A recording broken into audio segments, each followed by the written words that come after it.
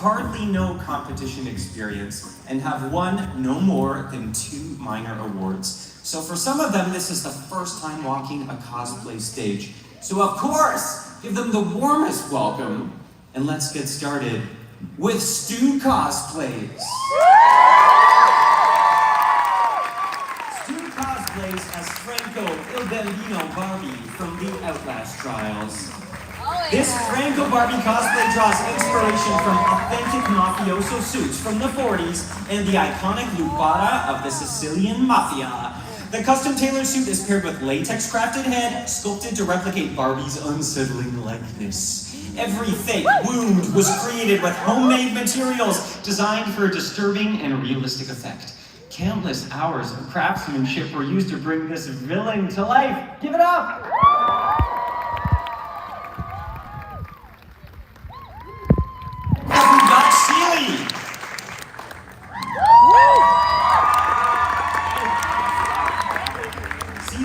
Dressed as Nikki from Infinity Nikki. It's a soft pattern bodice, asymmetrical ruffled skirt. The dress has small bows to connect the corset and hold it up. The corset has a front zip, lace-up back, flat and spiral steel bones. Accessories are 3D modeled and printed with additional resin accessories, hand-painted and vinyl details. Jasper! As Brayden from Metal Gear Rising, Revengeance. His body may be a machine, but his heart is human.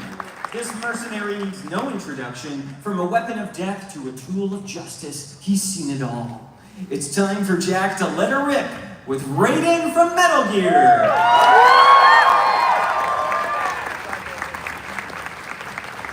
Willow Star is up next. Willow Star cosplaying as Eternal Sugar Cookie from Cookie Run Kingdom. This cosplay took her 5 months to craft, and she used many different techniques such as custom patterning and draping for her outfit. And for the wig, she made an internal structure out of wire and then glued the hair fibers on top. That wig looks like it weighs 30 pounds. What? Incredible. Okay, up next is Glorifying as Shalonen from Genshin Impact. This Shalonen cosplay was entirely hand-patterned and all accessories were 3D modeled and printed. Wow. The sword was designed and 3D printed to showcase dancing LED patterns. Wow. This kit features custom embroidered panels and top-stitched pleather details, and the wig features a glued hairline and has several curls with wire bases.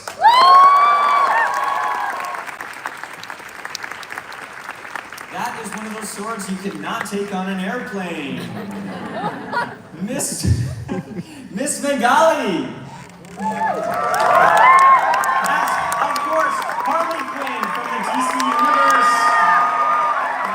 This cosplay is handmade from each pom-pom right down to the glowing mallet. Made up of 11 different pieces, it required many skills in prop making, from electronics for the light and sound effects, and sewing, including creating all the patterns used. Most fun was designing and creating a bodysuit that is aesthetically accurate, yet wearable.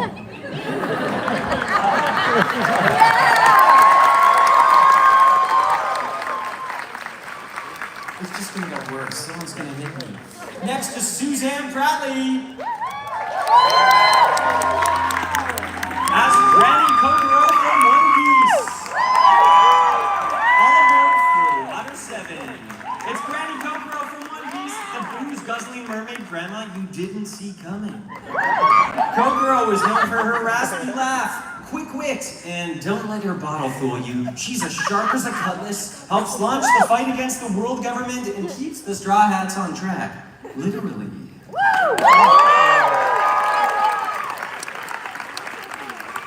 Next up, we've got Hysteria. This duo was dressed as Venti and Columbina from Genshin Impact. For Columbina, the Cosplay was created into a white dress using a front and back pattern, sewing it together and adding straps. The wings were made using feather and paper and are attached to the wig with magnets, and the mask is made from lace. For Venti, they use plenty of unused bed sheets. That's probably good. And mostly recycled fabric, as well as simple foam paper from the dollar store. Hashtag the dollar store.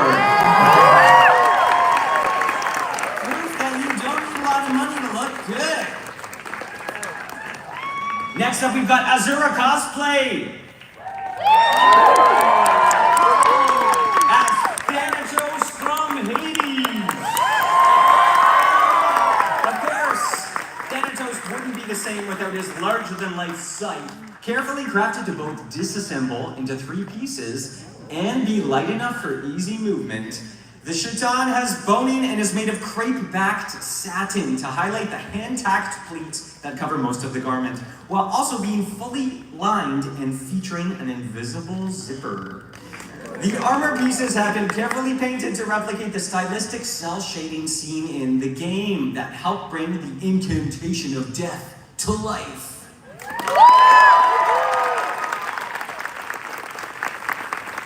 Okay, good up. Next up we have Lana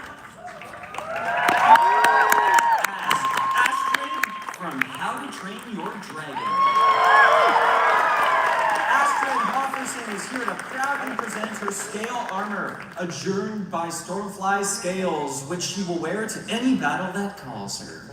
Nothing can stop her from assisting her friends when in need, and she will not hesitate to do so. Thank you for your service. Do we have one-eyed spider? Padme? We thought this might happen. Padme was at that Ewan McGregor panel. Apparently they hit it off. And, okay, well, enjoy your honeymoon. Let's move on. Quirky Quacker. As Venusaur from Pokemon. Come on, this Venusaur-inspired ball gown, fully sewn by Quirky, comes complete with boning, hand-sewn floral trim, and layers of organza and flocked velvet to represent Venusaur's Rafflesia flower. Also featuring a hand-painted umbrella as a giant flower.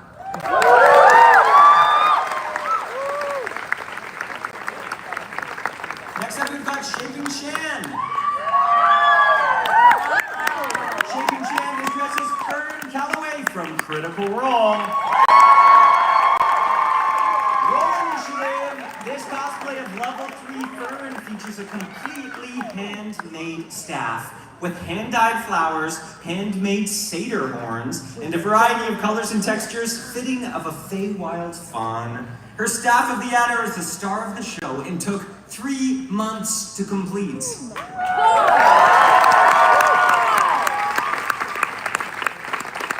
Alright, we're gonna keep it moving with Sappho's cosplays. As Lestat de Lioncourt's Harlequin costume from the Théâtre des Vampires from AMC's Interview with a Vampire. The outer jacket and pants of this costume are covered in triangular velvet panels of fabric quilted together, finished with top-stitched velvet ribbon and sewn onto each assembly. The billowy shirt and tie were sewn out of transparent fabric, and the vest is silk taffeta with gold buttons. Love a vampire. Next, Neuro. As Uriel from Omniscient Reader's Viewpoints. Wait for this. This is the first costume that Neuro has ever made. Wow! Look at those wings.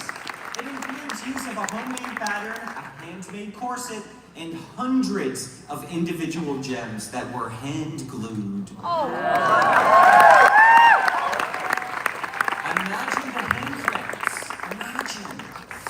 Erica Rose. As Gentle from Transplaner RPG, The Second Stranger. to their and their cast's knowledge, Erica is the first person to cosplay Gentle.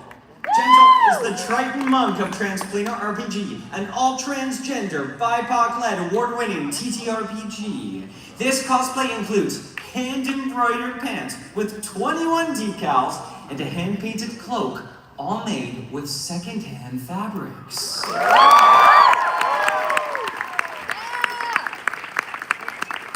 Hashtag Value Village. Next up, we have Kelsey.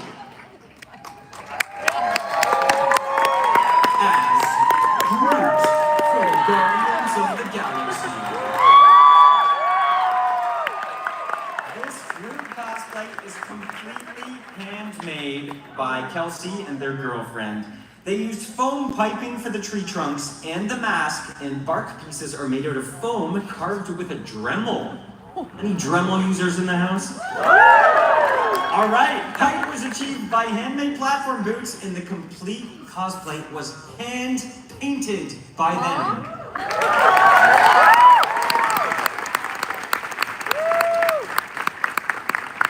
These are not clean on you, by the way. Just so you know. Next up is Sickly Sweet Cosplay. Satsuki Kiryunin from Kill la Kill. Did they also go off at Ewan McGregor? That's, yeah. And Freddy's very nice, too. I don't blame them, honestly. Okay. It's 3 people. I mean, it's 2025. If not now, when, right? We're fine. Let's keep going. Next, Sapphic Sows. Shion from Genshin Impact. Sapphic Sows constructed this cosplay of Jinian from Genshin Impact using a sewing machine in combination with many sewn and painted details by hand, styled their own hair, which is important for them to incorporate natural hair as they are mixed Guyanese and Filipino.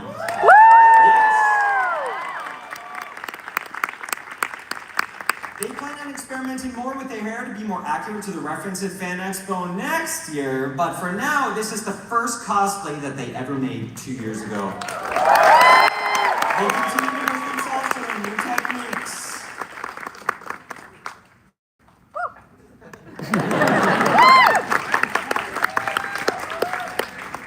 We love it. Next up, Mythic Raccoon.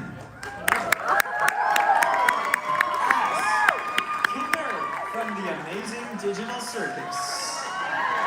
This is Mythic Raccoon competing in the novice division as Kinger. This eccentric character comes to life through a custom-built mask constructed from cardboard and PVC piping. The robe is made from polyester with pool noodles sewn inside to give it its dramatic shape.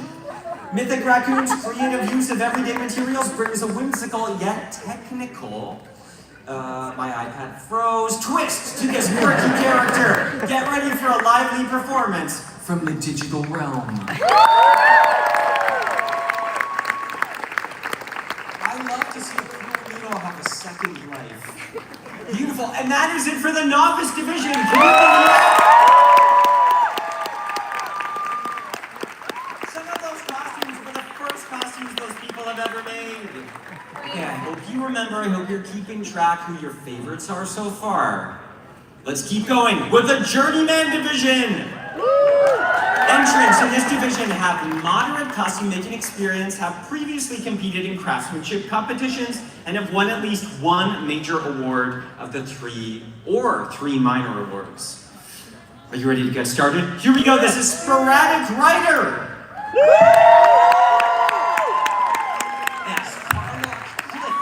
From Baldur's Gate 3.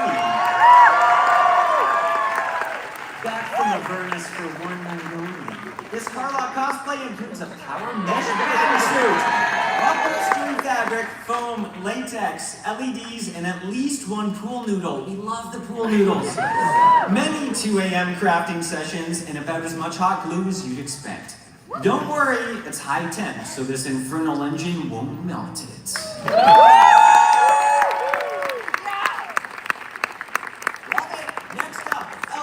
Cosplay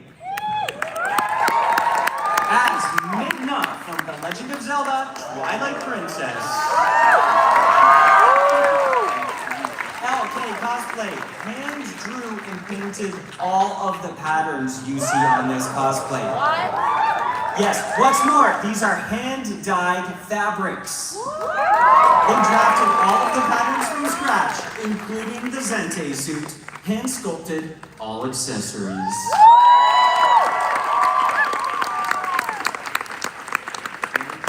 Fully analog. Next up, Echo Gray.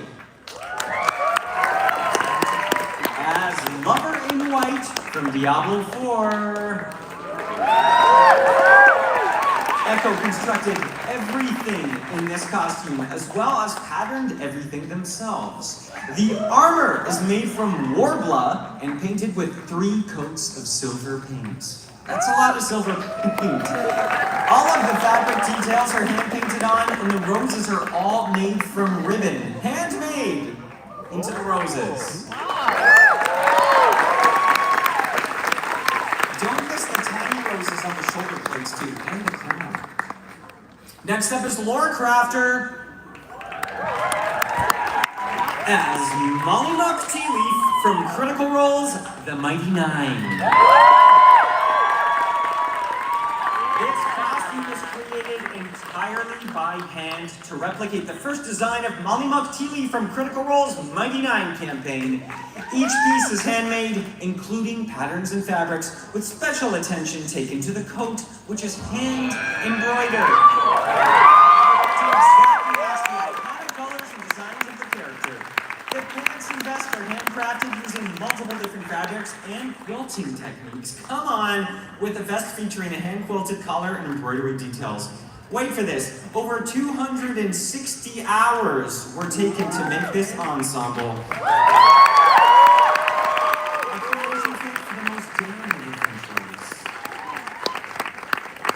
Think what you could do in 260 hours. It's not as cool as making this. Doesn't matter what it is. Next we have the well-named Ontario Swedish chef. As Wreck-It Ralph. No longer trapped in the kitchen, the Ontario Swedish chef is busting out of the arcade. Going 8, no 16, no 32 hours of work into this suit. Woo! Give or take. Say 32 sounds cooler, stick with that. He's gonna wreck it as Ralph. Yeah! I'm gonna wreck it!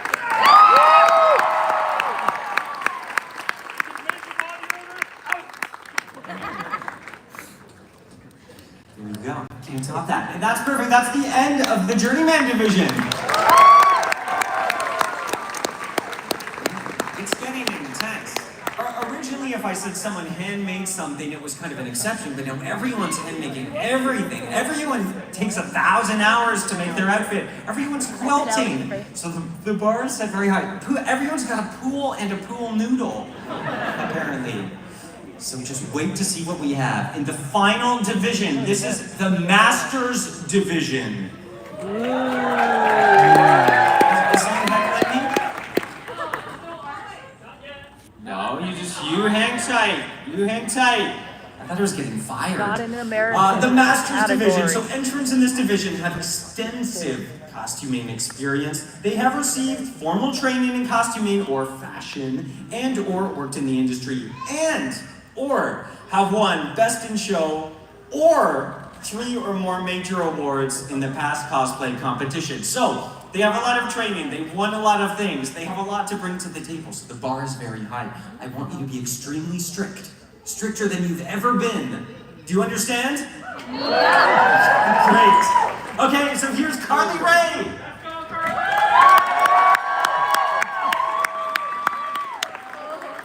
As Linda from Wicked. Carly drafted the pattern for this gown herself. The skirt is made of 25 circles, each adorned with hand-stamped bubbles, sequins, and rhinestones. The bodice is fully hand-beaded, and her wand features hot glue spikes and sparkling details. This magical creation includes over 66,000 embellishments. 17,000 on the bodice alone. Now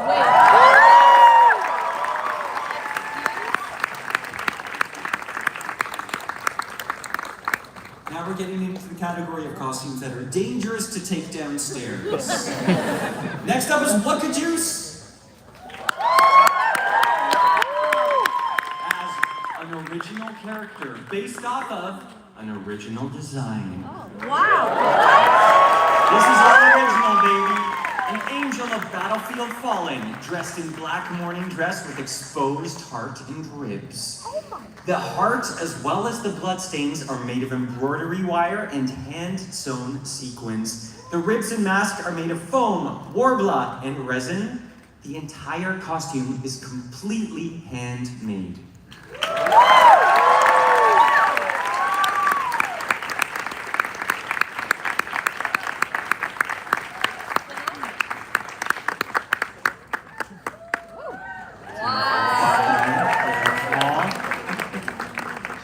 Thank you. Next up, we've got Chunky Chickadee. As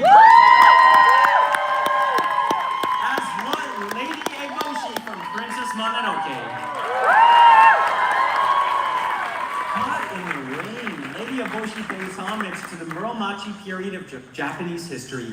Inspired by Robert One's raincoat, Chickadee has hand-sewn 6,200 crystal beads to cascade down the entirety of the ensemble to glitter and gleam like fresh rain. Using traditional techniques like kinsai, gold leaf, leather, hat making, embroidery, and beadwork with a proper kimono, kitsuke, this costume showcases Chickadee's love for character, history, and textile art.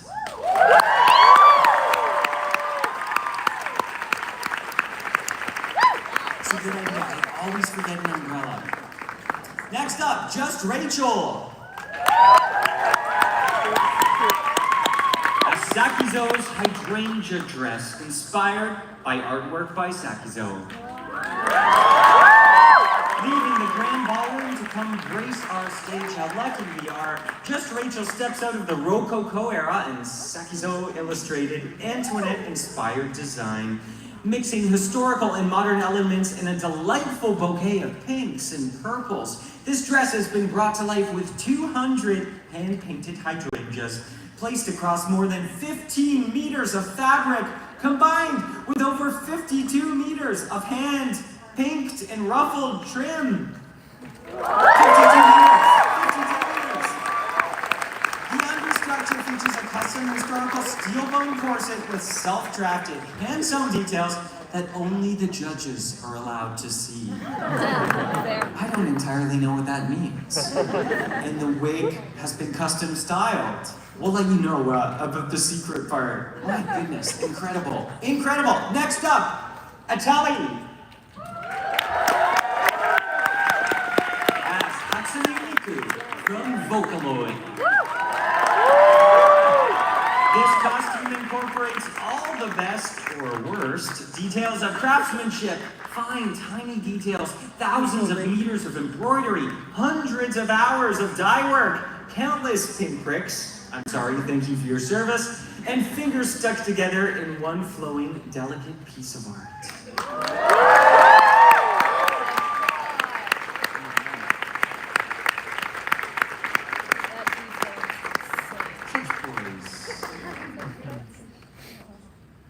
I've been told to set the mood for this one.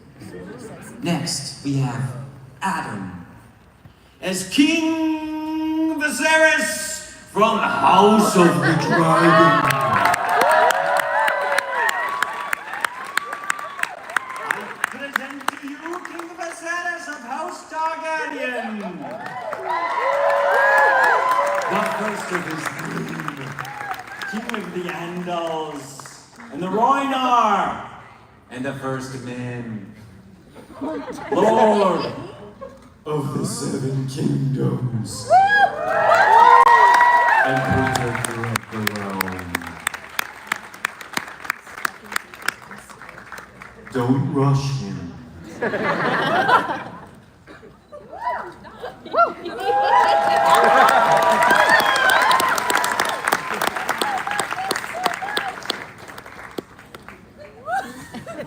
Liege.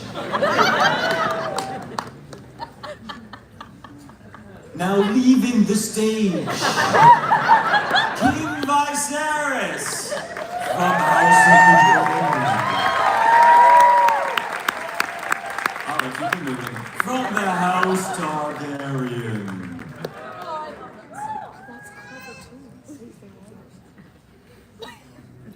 My liege. Okay, next up! Milk it. Purposeful Pretenders. We've got a trio: Maximus, Grant Mackenzie, Lucilla, Valerie Mackenzie, and Commodus Russell Storer from Gladiator. Purposeful Pretenders presents their reproductions of the iconic decorated breastplates and rich garments of Maximus, Lucilla, and Commodus from the movie Gladiator. These were created using the ancient techniques of rebus and chasing, goldwork and embroidery, in addition to leatherwork, sewing, and other traditional cosplay skills.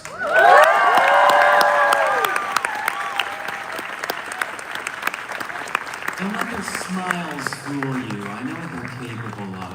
All right, keep it moving. Next up, we've got Snack Box.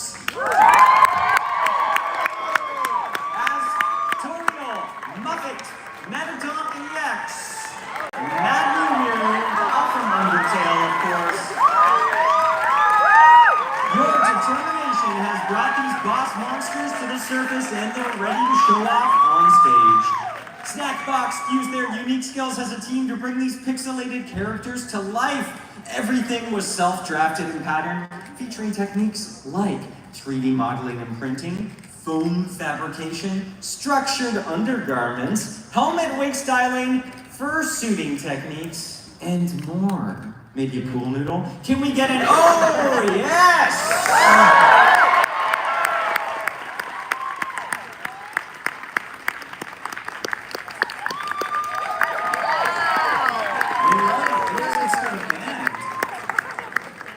All right, next up we've got CB Fursuits.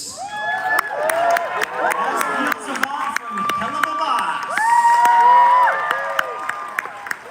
They learned Nomad Sculpt, used a combination of machine and hand sewing. This cosplay was made in weeks, working almost 12 hours a day. Wow. Oh, for me? They dropped out of school, they quit their job, everything just to make this happen.